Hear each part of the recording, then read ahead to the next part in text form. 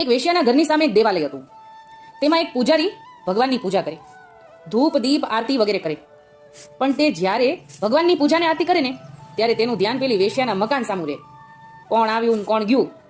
જ્યારે પેલો પૂજારી ભગવાનની પૂજા કરે ત્યારે પેલી વેશ્યાનું ધ્યાન તે પૂજારી તરફ રહે. હવે આમાં અરસપરસ છે, સામ સામે રહી છે ને, સામ સામે જ છે મકાન.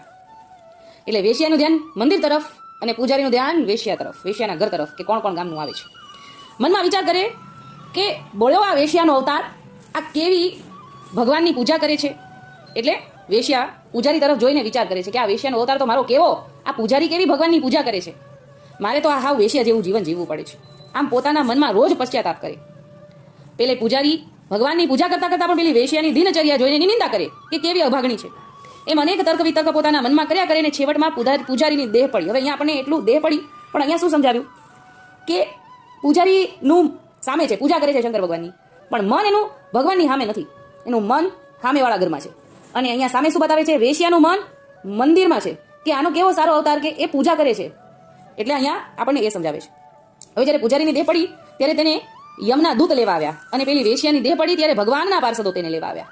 પૂજારીની દેહ પડીને ત્યારે યમદૂતો લેવા આવ્યા, અને વેશ્યાની દેહ પડીને ત્યારે એના ભગવાનના પાર્ષદો લેવા આવ્યા. યમના દૂતોએ પેલા પૂજારીના જીવને યમપાશમાં બાંધીને યમરાજા પાસે હાજર કર્યો. અને યમદૂતોને યમરાજા પાસે નતમસ્તકે સ્તુતિ કરીને પૂછ્યું, હે યમરાજ, આપ અમારા મનની ભ્રાંતિ મટાડો. એટલે હવે વચ્ચે જે લઈ જવાવાળા દૂતો છે એને મનમાં પ્રશ્ન થાય છે કે આ પૂજારી છે ને યમદૂતો અમારે કેમ લેવા આવવું પડ્યું. ત્યારે યમરાજા કહેવા લાગ્યા કે શું તારો પ્રશ્ન છે. ત્યારે યમદૂતો બોલ્યા કે આ જીવે આખી જિંદગી ભગવાનની પૂજા કરી છે, પૂજારી છે, ભગવાનની પૂજા કરી છે. આમ જોવે ને તો એમ જ લાગે કે આ ભગવાનની પૂજા કરે છે. એટલે એમ પ્રશ્ન થાય કે એને કેમ યમદૂતો લેવા આવ્યા. તો તેને આપના દરબારમાં લાવવામાં આવ્યો, અને પેલી વેશ્યાએ આખી જિંદગી પાપ આચરણ કર્યું છે, તો તેને ભગવાનના પાર્ષદો વૈકુંઠમાં લઈ ગયાનું કારણ શું, કે આ તો ઉલટું થઈ ગયું. આવું કેમ?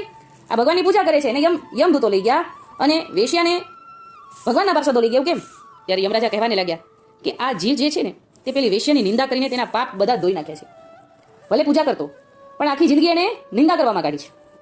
એટલે જેની નિંદા કરીને એના પાપ એને તો ધોઈ નાખ્યા છે. અને વેશ્યા હંમેશા પોતાના મનમાં પૂજારીની સરાહના જ કરતી હતી કે આનો અવતાર તો કેવો સુંદર છે, જે ભગવાનની પૂજા કરે છે. મને ક્યારે આવો અવતાર મળે તો હું પણ ભગવાનની પૂજા કરીને ભવસાગર તરી જાઉં. અને પોતાના કર્તવ્યોનો હંમેશા પશ્ચાતાપ જ કર્યા કરતી. તેના કારણે તેને ભગવાનના ધામની પ્રાપ્તિ થઈ. અહીંયા એમ સમજાવ્યું કે અહીંયા આના મનમાં હંમેશા પશ્ચાતાપ રહેતો હતો કે મારો અવતાર પૂરો થાય તો હું આવતા અવતારે ભગવાનની પૂજા કરું. અને આ પૂજારી હંમેશા તે વેશ્યાની નિંદા કરતો, અને ભગવાનની પૂજામાં તેનું ધ્યાન જ હતું નહીં. અને તે વેશ્યાના દોષ જોઈને એની નિંદા કર્યા કરતો. અને તેથી નિંદા કરવાથી તેને યમલોકમાં નરકની પ્રાપ્તિ થઈ છે. તેની નિંદા કરવાથી તેને યમલોકમાં નરકની પ્રાપ્તિ થઈ છે. હે યમદૂતો, પૃથ્વીમાં નિંદા સમાન બીજું એકેય વધારે મોટું પાપ નથી. નિંદા સમાન બીજું એકેય મોટું પાપ નથી પૃથ્વીમાં.